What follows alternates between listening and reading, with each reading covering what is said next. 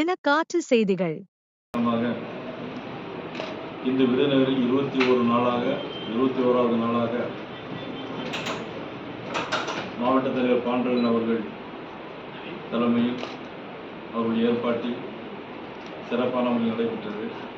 தினசரி அந்த ஏற்பாட்டில் கலந்து கொண்டிருக்கின்ற நமது பொதுச் செயலாளர் மாநில பொதுச் செயலாளர் முருகானந்தம் அவர்கள், முன்னாள் மத்திய அமைச்சர் மதிப்புக்கு மரியாதைக்குரிய அண்ணன் பொன் ராதாகிருஷ்ணன் அவர்கள் கலந்து கொண்டு எல்லாம் சிறப்புரையாற்றினோம்.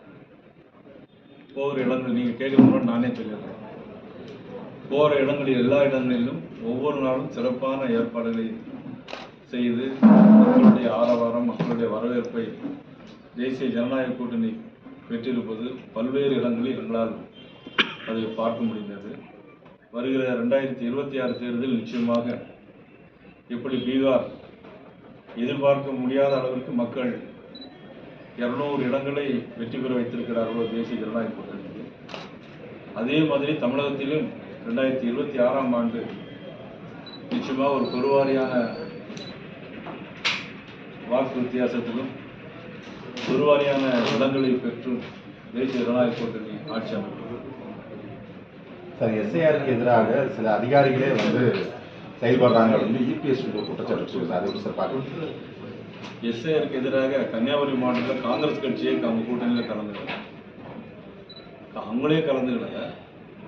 பிறகு எப்படி எஸ்ஐஆர் இது தேவையில்லாத ஒரு விஷயம். எஸ்ஐஆரை பொறுத்த மட்டும் உங்களுக்கு வாக்கு வேணும் வேண்டாங்கிறத தீர்மானிக்கிறது நம்ம தான்.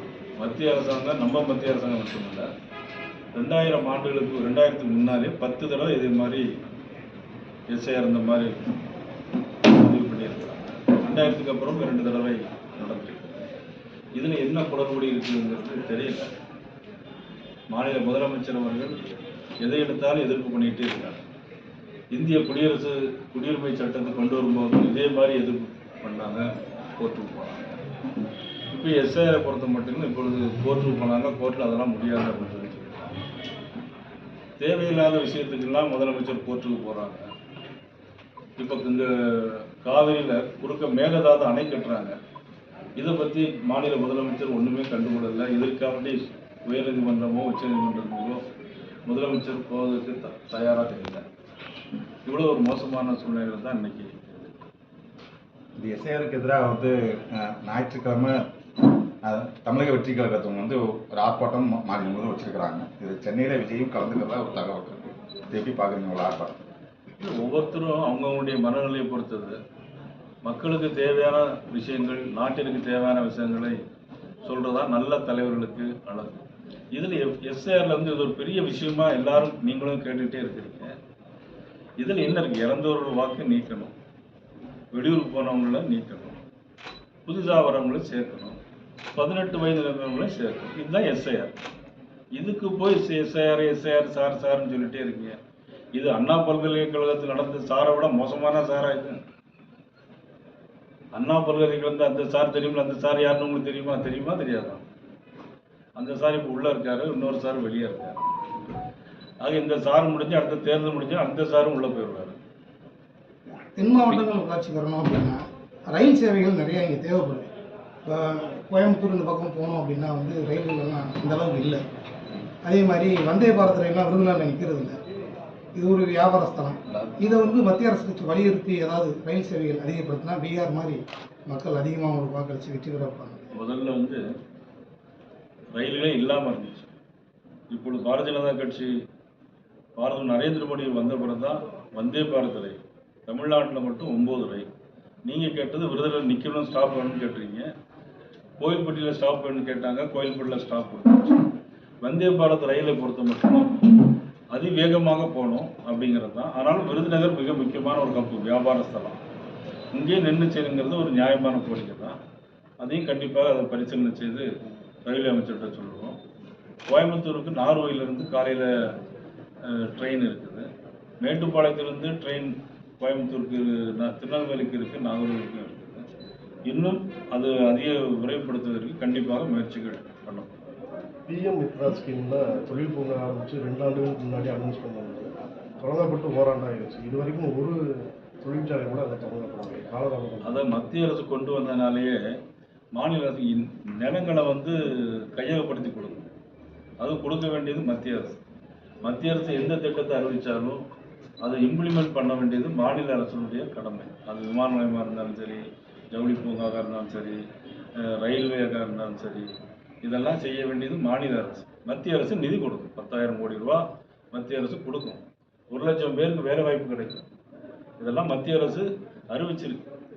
இன்னும் விருதுநகரை பொறுத்த மட்டும் விருதுநகர் பிஎம்முடைய முன்னேறி வருகிற நகரங்களில் விருதுநகர் முக்கியமான நகரங்கள் இருக்காங்க. 22 கோடி, முதல்ல 19 கோடி ரூபா கொடுத்துருந்தாங்க. இப்போ கூட 3 கோடி ரூபா கொடுக்காங்க. 22 கோடி ரூபா கொடுத்துருக்காங்க. இது வந்து மாநில அரசு தான் செய்யும். மாநில அரசு இதோட செஞ்சிருக்கலாம். நடைபெற உள்ள சட்டமன்ற தேர்தலில் விருதுநகர் தொகுதியில் எத்தனை தொகுதிகளில் போட்டியிடுது? அனைத்து தொகுதிகளிலும் தேசிய ஜனநாயக கூட்டணி போட்டியிடும். பாஜக அது வந்து இப்போ உடனடியாக சொல்ல முடியாது. எங்களுடைய பேச்சுவார்த்தை நடத்தி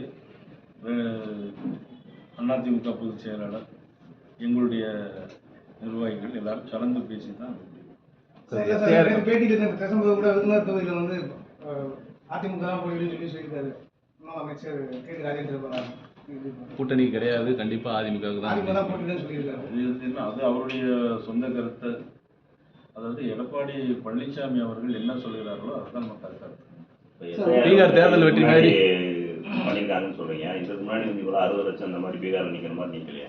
எல்லாரும் போலி வாக்காளர் எல்லாருமே வந்து இறந்து போனாங்களா? அதாவது மேற்கு வங்காளத்திலிருந்து, அதாவது பங்களாதேஷிலிருந்து ஊடுருவி மேற்கு வங்காளத்துக்கு வர்றாங்க. மேற்கு வங்காளத்தின் ஊடுருவி திருப்பூர் வரைக்கும் வர்றாங்க. கடைசியில் விசாரிச்சு பார்த்தாங்க தீவிரவாதியாக இருக்காங்க. இதனால தான் நம்ம வந்து இதெல்லாம் ஒரு கட்டுப்பாடு கொண்டு வரும். பீகாரில் பார்த்தீங்கன்னா 65 லட்சம் பேர் மொத்தம், 30 லட்சம் பேர் இறந்து போயிட்டாங்க. நீ அங்கேயே போறீங்க, நம்ம தமிழ்நாட்டுக்கு வாங்க. குளத்தூர் தொகுதியில் நம்மளுடைய முதலமைச்சர் தொகுதியில் 9,000 வாக்கு இன்னைக்கு அதிகப்படியாக. ஆனால் இன்னும் செக் பண்ணி பார்த்தா அது இன்னும் எக்கச்சக்கமாக இருக்கும் பொருள். சார், முன்னாள் மாநில தலைவர் அண்ணாமலை பேரில் அண்ணாமலை அன்பு கூட்டங்களுக்கு ஒரு அமைப்பு தொடங்கி செயல்பட்டு இருக்கு. அதை பற்றி என்ன? அதில் வந்து அவருக்கு முழு உடன்பாடு கிடையாது. அவர் ஏற்கனவே அறிக்கை விட்டார். யாரும் என் பேரில் மன்றமோ எதுவும் ஆரம்பிக்கக்கூடாதுன்னு அவர் ஏற்கனவே அறிவிப்பு விட்டது உங்களுக்கு தெரியும். தெரிஞ்சிருந்து திருப்பி அந்த கேள்வி நீங்கள் கேட்குறீங்க. அடுத்து பீகார் தேர்தல் வெற்றி மாதிரி தமிழகத்தில் 2026 தேர்தல் வெற்றியை எப்படி உங்கள் கூட்டணி பார்க்கலாமா? அப்படின்னு சந்தேகம் இல்லாமல் பீகாரில் இப்போ நாங்களே எதிர்பார்க்கல, ஆனால் மக்கள் வாக்களித்து 200 தொகுதிகளில் இன்னைக்கு ஜெயிக்க வச்சிருக்கிறாங்க. இது வந்து அந்த கடந்த நிதிஷ்குமார் கடந்த 5 ஆண்டுகள் செய்த நல்லாட்சிக்கு கிடைத்த அங்கீகாரம். பாரத நரேந்திர மோடி அவர்கள் அகில இந்திய அளவில் செய்கிற நல்லாட்சி கிடைத்த அங்கீகாரம். அதே மாதிரி தான் இப்போ தமிழகத்திலும் பாரத நரேந்திர மோடிகளுக்கு இருக்கிற அங்கீகாரம் தமிழகத்தில் தேசிய ஜனநாயக கட்சி அதிகப்படியான இடங்களில் வெற்றி பெற்று மிகப்பெரிய வெற்றியை பெறும். கூட்டணி ஆட்சி அமைய வாய்ப்பு. பொதுக்கூட்டத்தில் பேசும்போது மாநில அரசோட மத்திய அரசோட ஒத்து போனாதான் நிதிகளை கிடைக்க முடியும். மோதல் போகை கடைபிடிக்குது. அப்போ அதனால தான் தரலன்னு சொல்லி ஒத்துக்கிறீங்களா? அதனால அதாவது என்னன்னா, நீங்கள் வந்து உதாரணத்துக்கு PM ஸ்ரீ திட்டம், கல்வி திட்டம், இது வந்து மத்திய அரசு சில நாம்ஸ்களை கொடுக்குது. அதை வேண்டாம் அப்படிங்கிறார்.